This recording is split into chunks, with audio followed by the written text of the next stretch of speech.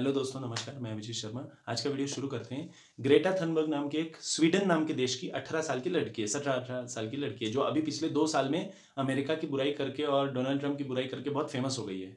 ठीक है, एनवायरमेंटलिस्ट बोलती है खुद को, पर वही हर देश की बुराई कर रही है कि एनवायरमेंट को ये देश ऐसा नुकसान पहुंचा रहा है, ऐसा पहुंचा रहा है, और उस तरह से वो फेमस हो गई। उसने गलती से एक ट्वीट कर दिया। उसने ट्वीट किया इंडिया में 26 जनवरी को जो हुआ उसके बारे में ट्वीट किया, और साथ में ट्वीट किया कि इंडिया में किसान आंदोलन चल रहा है, why we are not talking about that worldwide. अच्छा, स्वीडन से कोई लड़की अगर ट्वीट कर रही है तो पूरी दुनिया देखेगी। इंडिया के अंदर कर रही है, इंडियन आदमी कोई कर रहा है, मैं इंडिया के बारे में, मैं इंडियन हूं, मैं इंडिया के बारे में अगर कोई चीज मजाक में बोलूं कोई प्रॉब्लम नहीं है। मैं मेरे लोगों से बात कर रहा हूं, एक्चुअली नहीं बोलना चाहिए, पर अगर मैं बोल रहा हूं तो उसके पीछे मेरा कंसर्न है, मेरा केयरफुल नेचर है कि मैं मेरे देश का भला कैसे करूं। पर कोई फॉरेनर बोल रहा है मतलब ये ताना मार रहा है। ग्रेटा थनबर्ग, ठीक है। फिर रिहाना नाम की पॉप सिंगर है, अमेरिकन पॉप सिंगर। उसका कोई लेना देना नहीं, जिंदगी में कभी वो इंडिया आई नहीं, और अभी आने भी देंगे नहीं। हम उसको लेंगे भी नहीं भाई। उसको कुछ भी बोलती है इंडिया के बारे में, why we are not talking about farmers protest in India. अरे दीदी, तेरे को मालूम है क्या, तेरी औकात है क्या मैं तेरे को दीदी बोलूं, सॉरी, पर दीदी तेरे को मालूम है क्या कि इंडिया में फार्मर्स प्रोटेस्ट कैसे चल रहा है, क्यों चल रहा है, और उसके पीछे कौन से पॉलिटिकल इश्यूज हैं, आपको मालूम है क्या? आपने कभी खेती की है क्या? आप पॉप सिंगर हो, चुप बैठो ना यार।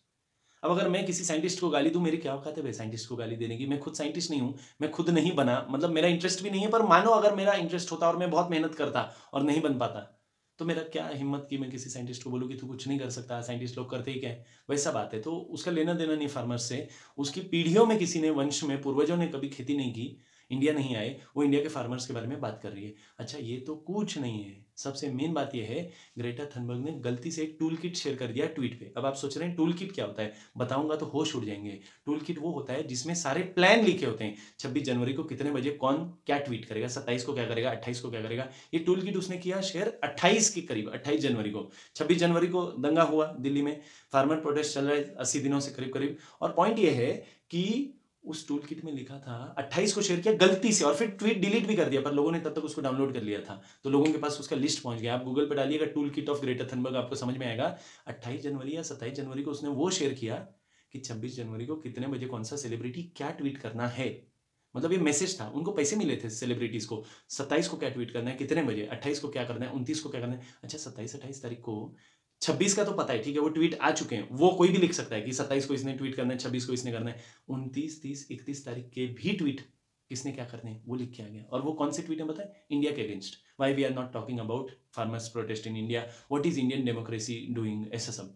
इसका सीधा मतलब ये है कि ये इंटरनेशनल साजिश है इंडिया को बदनाम करने की, और ये साजिश दीदी हम पूरा नहीं होने देंगे। तो ग्रेटा थनबर्ग दीदी हो या रिहाना दीदी हो या कोई इंडियन भी एक्टर एक्ट्रेस अगर इंडिया के अगेंस्ट बात कर रहा है ना, चप्पल लेके बजाई जाएगी बेटा तुमको। अरे तुम जानते क्या हो भाई हमारी संस्कृति के बारे में? 5000 साल पहले हमारे यहाँ श्री कृष्ण पैदा होके गए, 9 से 10 हजार साल पहले श्री राम पैदा होके गए। तुम हो कौन कि ये बात कर रहे हो कि डेमोक्रेसी नहीं है इंडिया में, रिलीजन पे झगड़ा होता है, रिलीजन से झगड़ा कर रहे हैं कि यहाँ पे ये धर्म सुरक्षित नहीं, वो धर्म सुरक्षित नहीं। तुम्हारे यहाँ क्या हुआ हमने बात किया? मैंने कभी बोला कि वॉशिंगटन डीसी में क्या हुआ? वॉशिंगटन डीसी में राष्ट्रपति का जो घर होता है उसके अंदर लोगों ने घुस घुस के गोलियां चलाई हैं। उसके अंदर घुस घुस के हैंड ग्रेनेड होता है ना, ऐसे मुंह से फाड़ते हैं और फेंकते हैं, हथगोला जिसको बोलते हैं हिंदी में, वो चलाया है। हमने बात किया उसके बारे में। अच्छा, बात किया तो किया, हमने तो जनरल बात की, मैंने तो नहीं किया, पर जो न्यूज वालों ने वो बात बताई होगी टीवी पे, वो जनरल न्यूज के तौर पे बताई। तुमने पैसा लिया उसका। रिहाना का आप पुढ़ारी पेपर उठा के देखिए, 3 दिन पहले का, 3 दिन पहले का पुढ़ारी पेपर उठा के देखिए, उसमें बड़ा आर्टिकल है। रिहाना को 18 करोड़ रुपए मिले, किस बात के पता है? ये ट्वीट करने के। क्या ट्वीट सुनो, why we are not looking at farmers, why we are not focusing at farmers, ऐसा कुछ।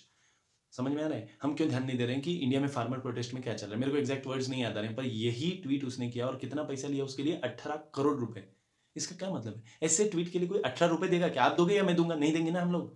कोई 18 करोड़ उसको दे रहा है, मतलब वो एक, पहली बात, बहुत पॉपुलर सेलिब्रिटी है, इसलिए उसका यूज किया गया, उसकी पॉपुलैरिटी का। उसको तो पैसे मिल गए, उसका यूज नहीं हुआ, पर उसकी पॉपुलैरिटी का यूज करके अगेंस्ट इंडिया कमिटमेंट कमेंट्स देने को बोला जा रहा है। ग्रेटा थनबर्ग भी वही कर रही है, और वो टूल किट में सारा लिखा हुआ है कि 28 तारीख को कौन क्या करेगा, 29 तारीख को कौन क्या करेगा, और टाइम के साथ 3:20 पे ट्वीट करना है, और 3:20 पे ट्वीट आता है। What does this mean? ज्योतिष तो नहीं है दीदी तू कि तू 28 तारीख को ये बता देगी कि 31 जनवरी को कौन क्या ट्वीट करने वाला है। इसका सीधा सीधा मतलब है इंटरनेशनल लेवल का साजिश है इंडिया को बदनाम करने के लिए। और वापस एक बार बोलना चाहता हूं, किसान वो है जो अनाज पैदा करता है, लाइक मदर। मदर हमको पैदा की है, वैसे ही किसान अनाज पैदा करता है। वो कभी बच्चे को भूखा नहीं देख सकती, बच्चे को तकलीफ में नहीं देख सकती माँ, वैसे ही किसान भी देश को तकलीफ में नहीं देख सकता, क्योंकि किसान अन्नदाता है।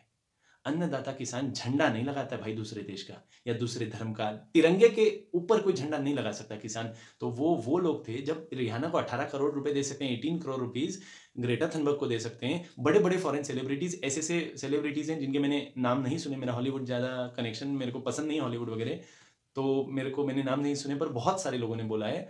और जब उनको 18-18, 10-10, 20-20 करोड़ रुपए दे सकते हैं, तो इंडियन आदमी को तो 1000 रुपए दे देते हैं तो वो धरने पे बैठ जाते हैं। ऐसे ही 95 से 98% लोग तो एक्चुअल किसान है, जो ऐसा कुछ नहीं कर रहे हैं, चुपचाप आंदोलन कर रहे हैं। और आंदोलन करना डेमोक्रेसी में हमारा हक है, और गवर्नमेंट ने वो आंदोलन को सपोर्ट करना चाहिए, क्योंकि वो उनकी जिम्मेदारी है और गवर्नमेंट कर रही है।